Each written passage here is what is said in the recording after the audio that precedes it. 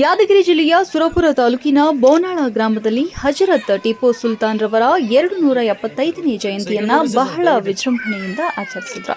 ಈ ಕಾರ್ಯಕ್ರಮಕ್ಕೆ ಉದ್ಘಾಟಕರಾಗಿ ಸುರಪುರ ಸಂಸ್ಥಾನದ ಯುವರಾಜರಾದ ರಾಜ ಲಕ್ಷ್ಮೀನಾರಾಯಣ್ ನಾಯಕ್ ಬಹರಿ ಬಹದ್ದೂರ್ ರವರು ಹಜರತ್ ಟಿಪ್ಪು ಸುಲ್ತಾನ್ ರವರ ಭಾವಚಿತ್ರಕ್ಕೆ ಪುಷ್ಪ ನಮನ ಸಲ್ಲಿಸಿ ಧ್ವಜಾರೋಹಣ ನೆರವೇರಿಸಿದ್ರು. ನಂತರ ಹಜರತ್ ಟಿಪ್ಪು ಸುಲ್ತಾನ್ ಬಳಗದ ಯುವಕರು ಮತ್ತು ಎಲ್ಲಾ ಗಣ್ಯ ಮಹನೀಯರು ಸೇರಿ ಸುರಪುರ ಸಂಸ್ಥಾನದ ಯುವರಾಜರಿಗೆ ಸನ್ಮಾನಿಸಿದರು. ಈ ಸಂದರ್ಭದಲ್ಲಿ ಹಜರತ್ ಟಿಪ್ಪು ಸುಲ್ತಾನರ ಬಗ್ಗೆ ಬಹಳ ವಿಸ್ತಾರವಾಗಿ ರಾಹುಲ್ ಹುಲಿಮನಿ ಮತ್ತು ರಾಮು ನಾಯಕ್ ಅವರು ಮಾತನಾಡಿದರು.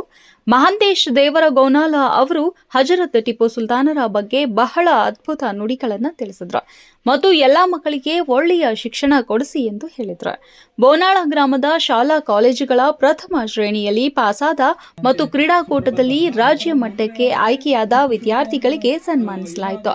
ಈ ಸಂದರ್ಭದಲ್ಲಿ ವಜಾಹತ್ ಹುಸೇನ್ ಉಸ್ತಾದ್, ಶಿವಲಿಂಗ ಹಸನಾಪುರ, ಅಬೀದ್ ಪಗಡಿ ಊರಿನ ಹಿರಿಯರಾದ ಸಂಗನಗೌಡ ಬೆಳ್ಳಿ, ವಿಶ್ವನಾಥ ರೆಡ್ಡಿ, ಗುಲಾಂ ಹುಸೇನ್, ಖತಾಲ್ ಸಾಬ್, ಪಡೆ ಸಾಬ್, ಲಾಲ್ ಸಾಬ್ ಮುಲ್ಲಾ, ನಬಿ ಸಾಬ್,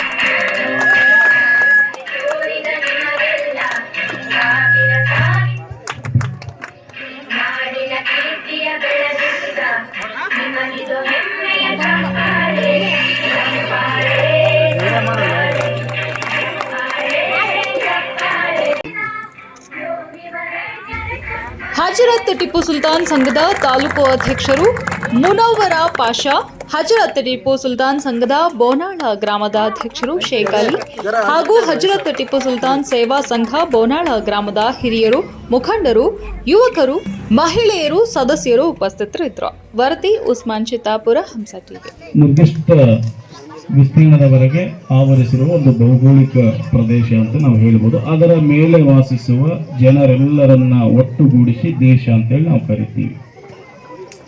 ಕೆಲವು ಕಡೆಯೊಬ್ಬ ಹೇಳ್ತಾನೆ, ದೇಶಮಂಟೆ ಏಮರ ಅಂತ. ದೇಶಮಂಟೆ ಮಟ್ಟಿ ಕಳೆದೂರ, ದೇಶಮಂಟೆ ಜನಮುಡ ಅಂತ. ದೇಶ ಅಂದ್ರೆ ಮಣ್ಣಲ್ಲ, ದೇಶ ಅಂದ್ರೆ ಮ್ಯಾಪ್ ಅಲ್ಲ, ದೇಶ ಅಂದ್ರೆ ಕೇವಲ ಬಾವುಟ ಹಾರಿಸೋದಲ್ಲ, ದೇಶ ಅಂದ್ರೆ ಜನ. ನಾವು ಭಾರತ, ನಾವು ದೇಶ ಅಂದ್ರೆ ಇಲ್ಲಿಯ ಜನಗಳೇ ಎಲ್ಲರೂ ಸೇರಿ ದೇಶ ಆಗಿತ್ತು. ಜನಗಳಿರ್ಲಿಲ್ಲ ಅಂದ್ರೆ ಅದಕ್ಕೆ ಊರು ಅನ್ನಲ್ಲ, ತಾಲೂಕು ಅನ್ನಲ್ಲ, ತಾಲೂಕು ಜಿಲ್ಲೆ ಆಗಲ್ಲ, ಜಿಲ್ಲೆ ರಾಜ್ಯ ಆಗಲ್ಲ, ಅದು ದೇಶ.